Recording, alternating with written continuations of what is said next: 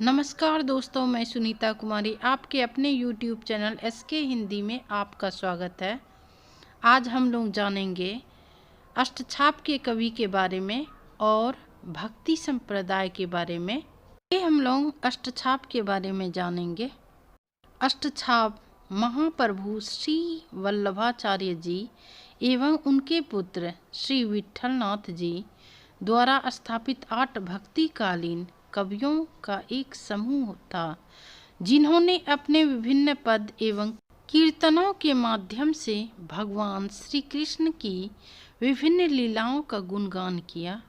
अष्टछाप की स्थापना 1965 ईस्वी में हुई थी। अष्टछाप के कवि जो कि 8 हैं, इस प्रकार से हैं: सूरदास वल्लभाचार्य, कुंभनदास वल्लभाचार्य, परमानंद दास वल्लभाचार्य, कृष्णदास वल्लभाचार्य, चित्त स्वामी विठलनाथ, गोविंद स्वामी विठलनाथ, चतुर्भुज स्वामी विठलनाथ, नंददास विठलनाथ। दोस्तों, इसके बाद हम लोग भक्ति संप्रदाय के बारे में जान लेते हैं।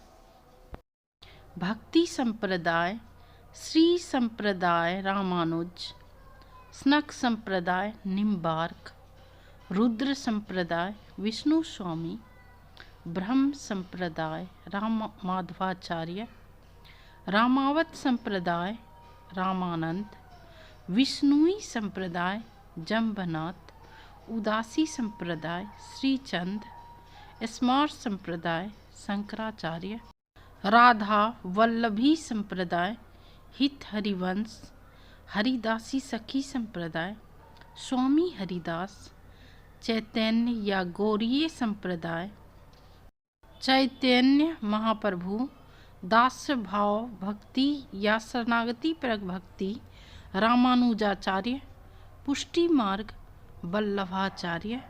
दोस्तों, हिंदी साहित्य के इतिहास में भक्ति काल महत्वपूर्ण स्थान रखता है। आदिकाल के बाद आए इस युग को पूर्व मध्यकाल भी कहा जाता है। इसकी समयावधि 1375 ईस्वी से 1700 ईस्वी तक की मानी जाती है। यह हिंदी साहित्य का श्रेष्ठ युग है, जिसको जॉर्ज ग्रियर्सन ने स्वर्ण काल, श्याम सुंदर दास ने स्वर्ण युग, आचार्य रामचंद्र शुक्ल ने भक्ति काल एवं हजारी प्रसाद द्विवेदी ने लोक जागरण कहा। संपूर्ण साहित्य के श्रेष्ठ कवि उत्तम रचनाएं इसी में प्राप्त होती हैं। दक्षिण में आलवार बंधु नाम से कई प्रख्यात भक्त हुए हैं। इनमें से कई तथाकथित चीनी जातियों के भी थे। वे बहुत पढ़े लिखे तो नहीं थे, परंतु अनुभवी थे। आलवारों के पश्चात दक्षिण में आचार्यों की एक परंपरा चली, जिसमें रामानुजाचार्य प्रमुख थे। रामानुजाचार्य की परंपरा में रामानंद हुए। उनका व्यक्तित्व असाधारण था। वे उस समय के सबसे बड़े आचार्य थे। उन्होंने भक्ति के क्षेत्र में ऊंच नीच का भेद तोड़ दिया। सभी जातियों के अधिकारी व्यक्तियों को अपने शिष्य बनाया।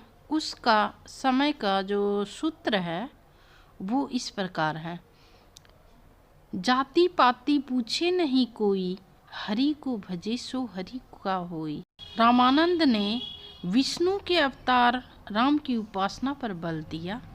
रामानंद ने और उनकी शिष्य मंडली ने दक्षिण की भक्ति गंगा को उत्तर में प्रवाह किया।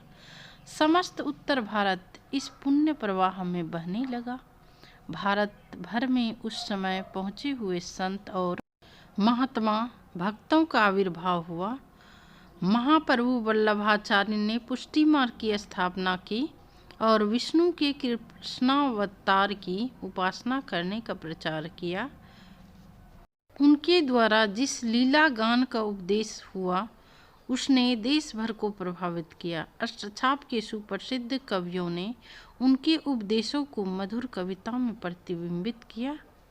दोस्तों, इस महत्वपूर्ण लक्ष्य भेदी वीडियो की पहुंच अधिक से अधिक छात्रों तक आसानी से हो, इसके लिए शेयर करें और चैनल पर कमेंट्स, लाइक, सब्सक्राइब करते रहिए। धन्यवाद।